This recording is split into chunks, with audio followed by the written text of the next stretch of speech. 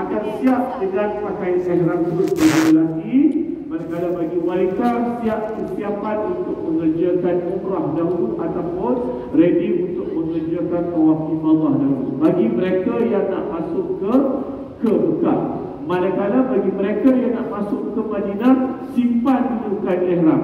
Nanti di Bir Ali, sebelum bertolak ke Bir Ali, akan dipakai kain ihram tersebut sebelum bertolak ke Bir Ali untuk melafazkan niat sama ada haji tamattu', haji ifrad ataupun haji qiran. So persiapan yang saya nak highlightkan kepada rakan-rakan semua, kepada jemaah dari segi sunat, apakah persiapan sunat yang perlu kita siapkan di rumah? Apakah perkara sunat yang kita perlu siapkan semasa kita sebelum kita keluar daripada rumah ke OMP? Apa dia yang pertama? Apa dia tuan? Sebelum kita sembahyang sunat, kita kena buat apa? Bersihkan diri dulu. Bersihkan diri kita, bersihkan pisau jarum dan sebagainya, siapkan diri, pakai wangi-wangian. Walaupun kita nak memakai ihram sekejap lagi, it's okay kita belum niat.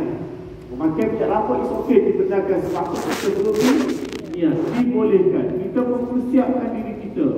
Dan sebelum tersebut kita telah meninggalkan wasiat kepada ahli keluarga, kepada anak, kepada mak ayah, kepada saudara mara sepeninggalan kita berada di Mekah dan juga di Madinah. Kok berlaku sesuatu kepada kita, at least mereka dah faham apa wasiat yang kita tinggalkan. Itu persiapan-persiapan yang kita perlu ready sebelum kita melakukan solat sunat musafir. Apa signifikan solat sunat musafir ini, tuan-tuan? Kita nak minta daripada Allah untuk mempermudahkan perjalanan kita. Allah mempermudahkan perjalanan kita itu satu bab, tuan-tuan. Saya teringat masa saya mengerjakan umrah yang terakhir baru ini, kita minta kepada Allah supaya Allah mempermudahkan perjalanan kita.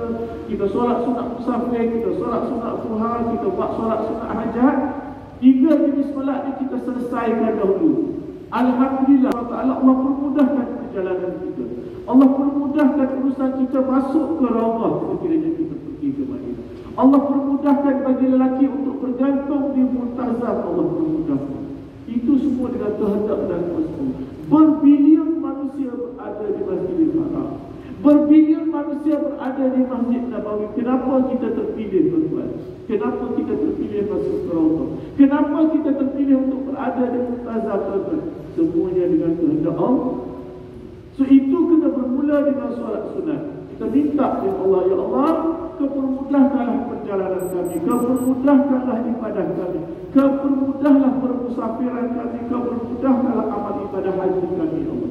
Kita minta kepada Allah. InsyaAllah kalau kita punya niat yang ikhlas seperti itu, Allah akan menerima apa sahaja hajat dan kemampuan hamba. Maka kita mempersiapkan diri sebelum kita bertolak ke Muwafiq dalam keadaan kita dah ready. Sampai di Muwafiq, tuan-tuan akan disedia berkaitan dengan pasport, berkaitan dengan barang, semua akan dibuat cross-check yang terakhir, dan seterusnya akan terus ke KLIA. Perjalanan daripada Malaysia ke Jeddah, perjalanan daripada Malaysia ke KLIA ke Madinah mengambil masa berapa jam? 8 jam. 8 jam plus minus. Pergerakan tuan-tuan daripada KLIA ke airport Jeddah ke airport Madinah mengambil masa lebih kurang 8 jam. Apa yang tuan-tuan akan lakukan di dalam kapal terbang? Apa yang tuan-tuan akan buat di dalam kapal terbang 8 jam tersebut? Masa yang lama. Buka balik buku-buku yang dah belajar. Buka balik Quran yang dah baca. Buka balik zikir-zikir doa yang dah belajar. Ulang balik lafaz-lafaz doa tersebut. Dengar keadaan Al-Quran, buka TV kat depan, letak kat telinga, biar bermain ayat-ayat Quran dalam diri kita. Itu yang kita biasakan dalam keadaan kita bermusafiran. Dan jangan lupa doa orang musafir dimakbulkan oleh Allah. Belum kita sampai ke Mekah, belum kita sampai di Madinah, dalam perjalanan kita doa kita dimakbulkan oleh Allah. Oleh sebab itu banyakkan berdoa. Banyakkan berdoa di dalam tempat terbang. Banyakkan berzikir, banyakkan berdoa. Kenapa? Kerana doa orang musafir adalah mustajab. Itu biasa kita dengar, ada hadis yang menyatakan demikian. Jadi kita berdoa kepada Allah. Kurangkan masa untuk kita bersembah. Tak ada masa dah untuk kita bersembah tentang keduniaan. Kita hanya menumpukan kepada apa yang amalan kita sepatutnya kita lakukan. Dan ingat, dalam kapal terbang, tolong jaga adab-adab. Tolong jaga tata susila. Yang paling penting, kalau pergerakan kita waktu siang, apa solat yang kita perlu buat dalam kapal terbang? Kalau pergerakan kita malam, apa solat yang kita perlu kerjakan pada waktu malam? Jangan lupa, kita nak mengerjakan haji dan kita lupa kadang-kadang manusia lupa solat itu juga adalah satu kewajipan manusia.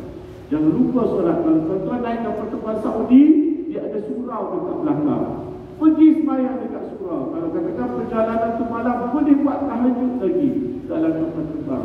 Boleh melaksanakan lagi qiyam dalam kapal terbang dengan solat yang wajib. Ingat, perjalanan kita bersama kita time. Contohnya kita bertolak pagi, kemungkinan zuhur dan asar dalam kapal terbang. Kalau kita tolak malam, mungkin maghrib, isyak dan subuh dalam kapal terbang. Tengok jam, tak faham, tanya pramugari, tanya ustaz yang berjaga dalam kapal terbang, tanya pramugari waktu solat itu berapa.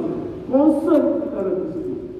Sebab kadang-kadang kita segan, kita malu setengah-setengah daripada jemaah terlalu obses nak mengerjakan ibadat haji sampai terlupa perkara asas, perkara wajib yang dia perlu segera tadi. Apatah lagi bila balik haji pun sama, tuan-tuan. Seperti mana yang saya cakap tadi. Bila balik haji terlalu penat, tertidur sampai terlepas waktu subuh. Sedar-sedar buka pintu-pintu dan dapat cerah dah dekat luar. Itu yang kita perlu concern, perlu jaga dari segi waktu solat kita. Begitu juga maghrib dan isyak. Kadang-kadang badan terlalu penat daripada airport Jeddah, you boleh lelak 8 jam tanpa sedar. Pramugari bawa makanan. Tengok-tengok waktu solat dah ber. So itu perkara yang saya nak highlightkan di dalam kapal terbang. Tolong awasi. Manakala bagi mereka yang nak masuk ikut Mekah, dia telah memakai kain ihram. Dia telah ready dengan kain ihram, selai atas, selai bawah, tanpa spender dan dah pakai sandal. Itu perkara wajib yang you kena tunaikan. Maka kita sampai di Pondok Manazil, bagi mereka yang nak melakukan haji tamattu, apa niat dia? Apa niat dia haji tamattu? Nawaitu boleh? Nawaitu umrah. Nawaitul umrah. Sama-sama kita buat. Nawaitul umrah. Nawaitu umrah. Wa ahramtu biha lillahi ta'ala.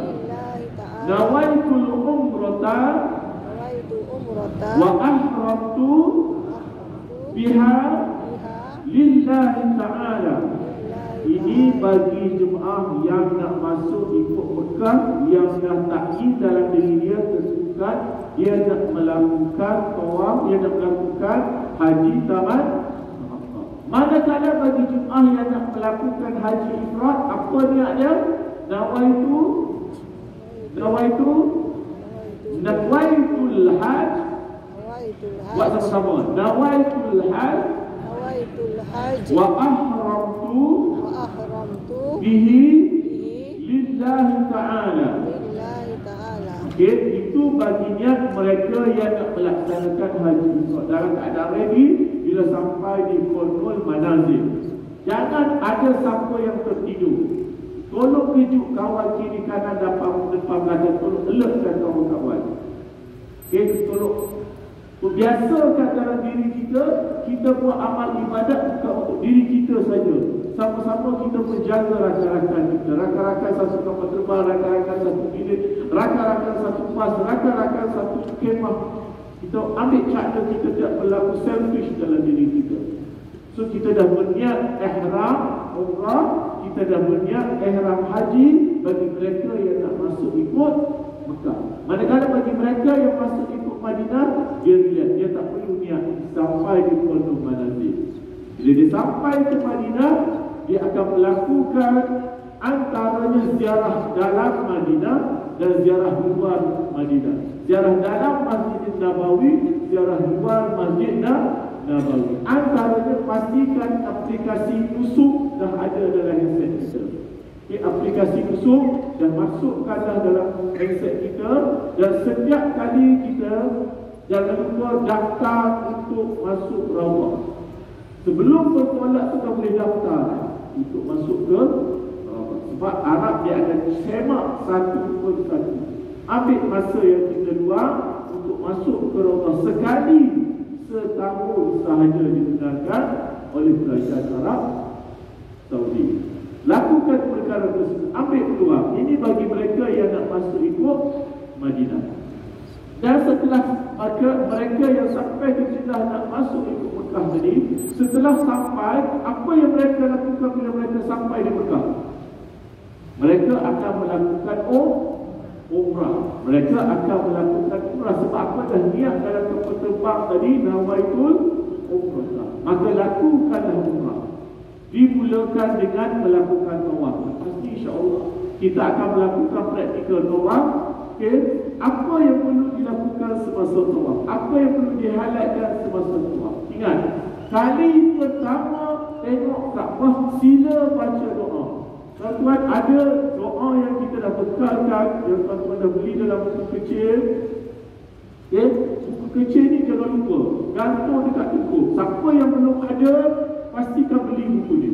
Padahal dia telah memandu jemaah untuk membaca doa-doa yang telah disusun comel di dalam buku package untuk haji dan umrah. Buku panduan praktis haji dan umrah, pastikan semua dah ada.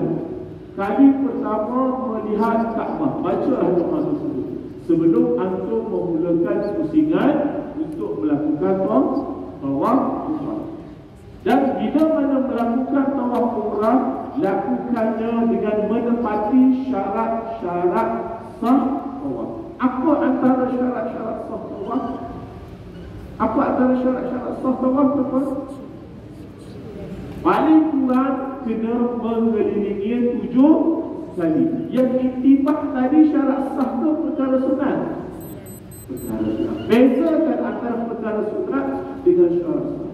Tetapi biasanya kalau antum melakukan tawaf dalam keadaan tidak beriktibat, orang akan tegur.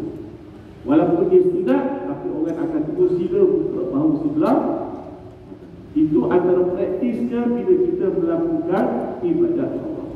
Dan ingat, bila melakukan ibadat tawaf, pastikan kita mengiriskan Kaabah sepanjang masa. Sepanjang, kalau kita ditolak, betulkan terus. Jangan kita melambat-lambatkan, betulkan terus kedudukan kita mengiringkan. Sempurnakannya dalam 7 pusingan. Pusingan pertama, baca doa pusingan pertama. Nanti kita akan buat sama-sama apa willing dia, apa bacaan doa dia untuk pusingan pertama. Pusingan kedua sehinggalah pusingan yang ketiga. Dan setelah selesai melakukan 7 pusingan tersebut, tuan-tuan, maka kita akan melakukan solat sunat tawaf di belakang Hijr Ismail, di belakang makam Ibrahim. Lakukanlah solat-solat tawaf. Kalau pada masa tersebut kita lakukan di waktu pagi, lakukanlah solat-solat Tuhan terutama. Dan setelah itu maka berdoalah kita. Berdoalah sepuas-puas hati kita.